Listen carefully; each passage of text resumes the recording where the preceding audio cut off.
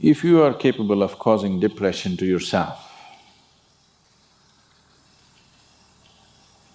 I'm saying this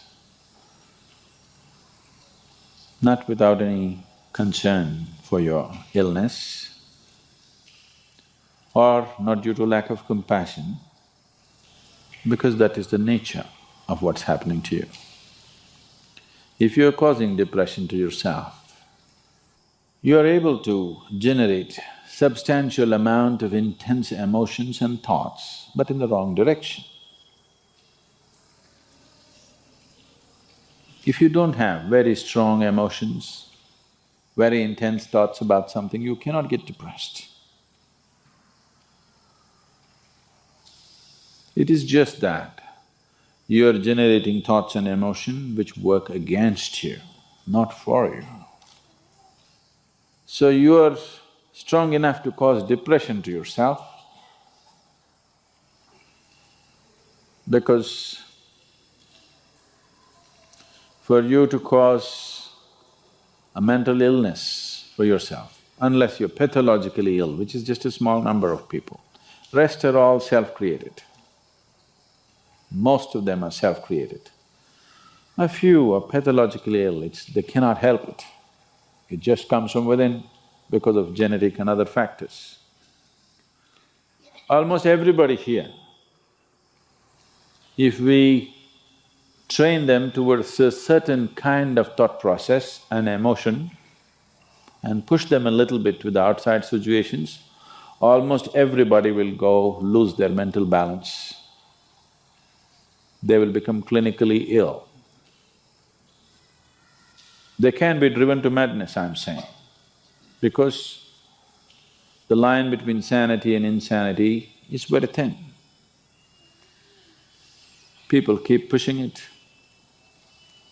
You get angry, you're pushing the line. It's a thin line. In fact, when you get angry, you know you're pushing the line. That's why the expression, I was mad at somebody. You're not mad at somebody, you're just going mad. You cannot be mad at somebody. You're just pushing your sanity, the boundaries of sanity and moving into insanity for a certain period of time and coming back. You do one thing every day, you try this, 10 minutes a day. Try intense anger on somebody. What? You will see in 3 months' time, you will be clinically there. Yes. Just try it if you want. Because if you keep pushing the line, you go mad and you come back, you go mad and you come back, one day you're not able to come back, that's all. One day you're not able to turn back, then you're clinically ill. You must understand, even if you got angry for a moment, you're already ill. Maybe you don't get the certificate of diagnosis.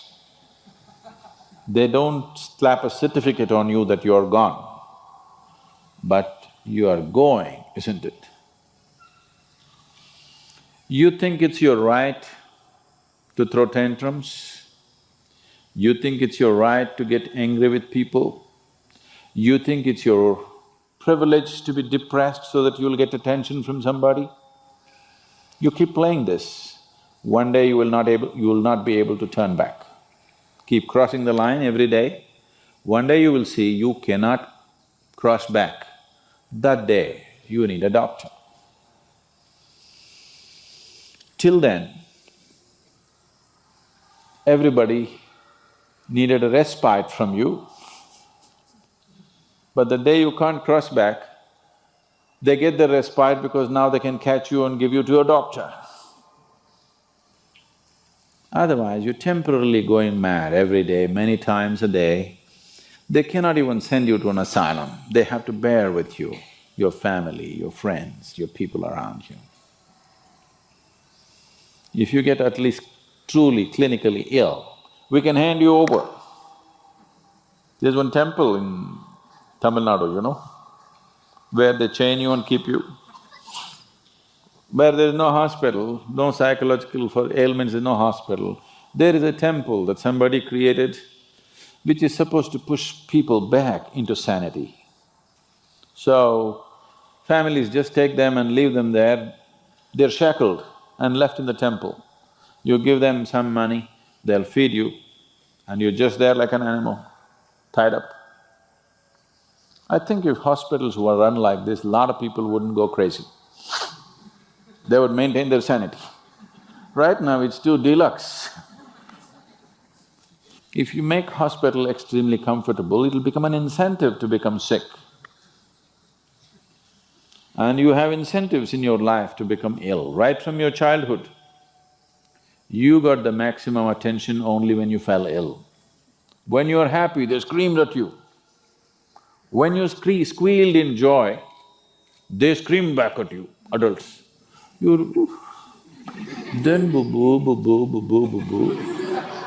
When you are a child, physical illness is good because you'll get attention from your mother and father and everybody around you, and you don't have to go to school on that day.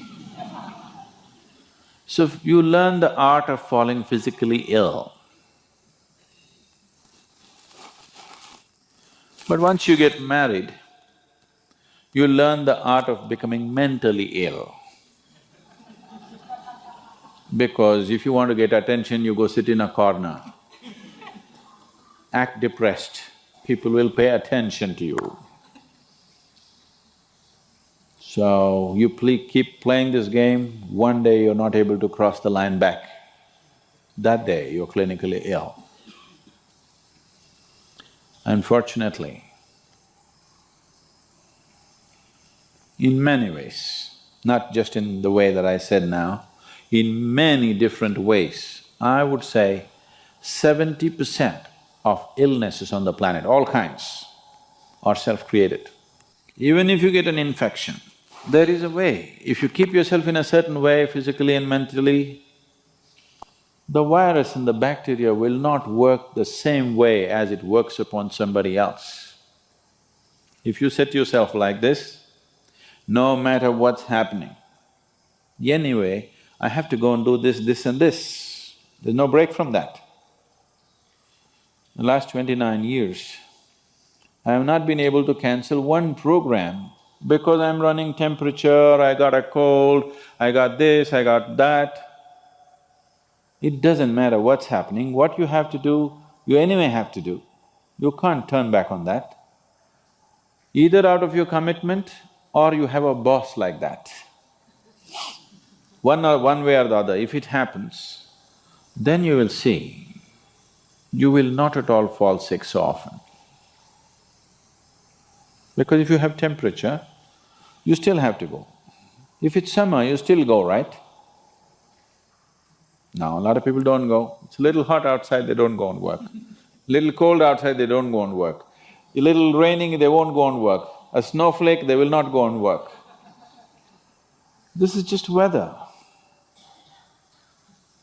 So for every change in weather, if you have the comfort of covering yourself in a blanket and lying down, once you create that, your body will learn to fall sick as often as possible. If you just keep it this way, it doesn't matter what it is, anyway I have to go and do what I have to do, you will see your body will just bounce back as quickly as possible, even if it gets the worst kind of infections.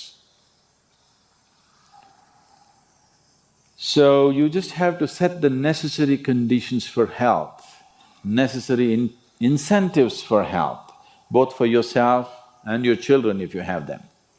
Do not set incentives for sickness. The child is sick, observe him from a distance, never go cuddling.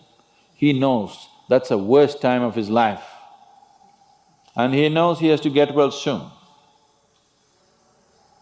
And give him the best attention when he is joyful. You will see he naturally learns from within. His very chemistry will learn that it pays to be joyful, it doesn't pay to be sick. If you make this very clear to your own biology, to your own chemistry and to everybody around you, you will see people will not fall sick as often as they are right now. So set that up for yourself.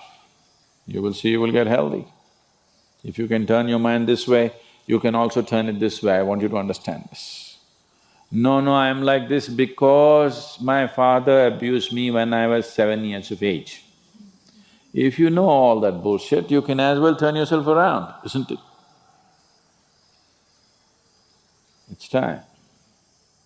You must understand, mentally, physiologically, chemically, energy-wise, you must clearly understand it doesn't pay to be sick, unhappy, depressed. It doesn't pay. To be joyful and ecstatic, it pays.